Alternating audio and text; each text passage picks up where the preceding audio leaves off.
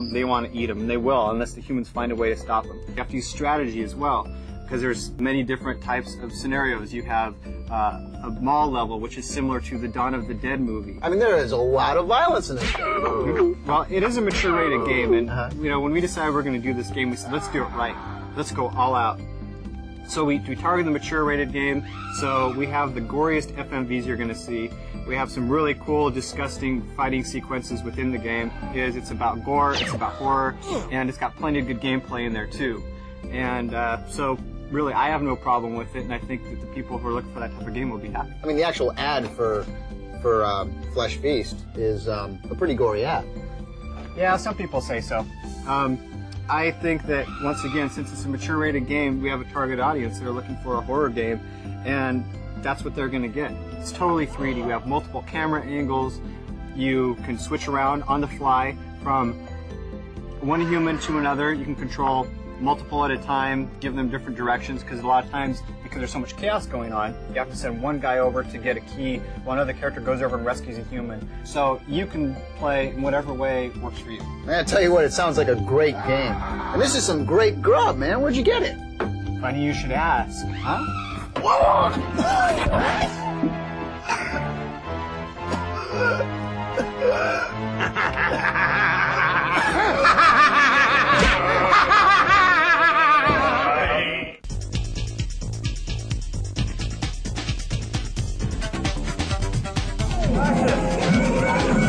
This is Air Guys, created by Dream Factory, designers of Tobal No. 1 and Tobal No. 2. You'll find it at arcades right now. Next year it'll be on PlayStation. To control Cloud or Tifa, just wait 1 month for Cloud, 2 months for Tifa. The final boss, Django, is released after 90 days of launch. He resembles Red 13 from Final Fantasy. Let's go! Here comes the next long-awaited game from Shiny Entertainment, Wild Nines.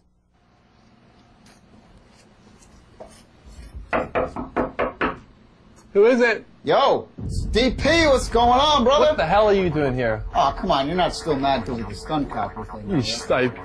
You bet I am. Give me that. Look at this. I know I broke your last one, but... Cool. Huh? Brand new. Oh, look at that. Cool. There. See? What about the other helicopter you broke? Oh. Okay, so tell me about Wild Nines. Wild Nines, basically, it's a game that we're doing starring this guy. This is Wex. He gets shot down while he's traveling through space with his family onto this planet, which is actually a cluster of planets. There's a guy who actually runs that whole cluster. His name is Karn. He's just this giant face actually hanging on a ceiling looking at a galactic map as he plans to take over the world. What he does is he just has this big gun that just shoots down anything that passes his planet. The result is lots of really cool stuff always falls on the planet, lots of new technology, lots of different creatures and animals, and that's where really the game comes from. That's where Wex comes from, and that's where they find this amazing weapon.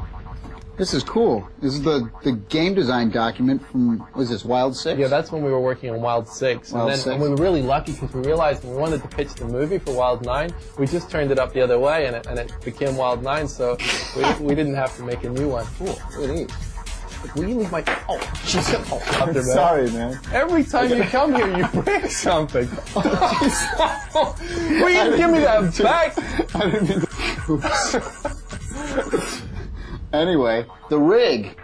Tell me about this rig. This torture weapon is just awesome. Yeah, well, basically the idea of it is that if somebody comes in your office and breaks your helicopter, maybe that's where the inspiration for these torture weapons comes from. Right. The idea is with this electrical beam, I could grab all the enemies in the game, and the way you do it is you would grab them and then maybe push them into a machine that's running and it tears them up, or you can hold them underwater and drown them, or you can put them in a fire and then beat the fire out with them. You were telling me a couple weeks ago, too, that you guys were working on some kind of, like, prototype. This is actually a real prototype for the rig. We're actually going to take it to E3. It's going to be a lot of fun. We're going to have some surprises for people. Yeah. Can you just move the helicopter for me and I'll show you? Yeah, sure.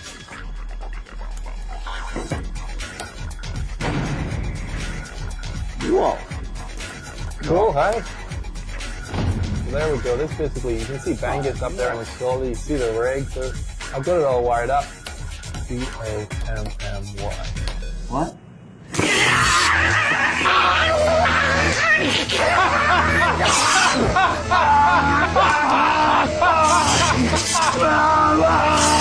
Promise never to come back to Shiny. Promise. Don't come and see me at E3.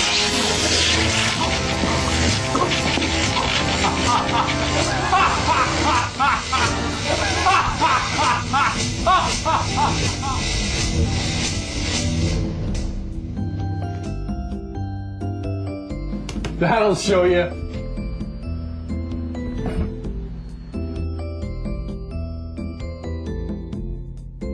Bye, Tommy. Bye.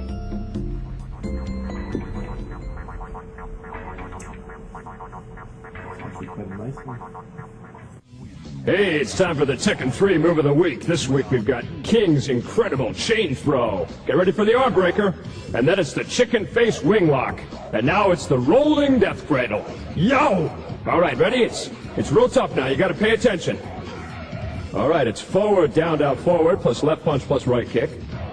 Then it's right punch, then left punch plus right punch plus left kick.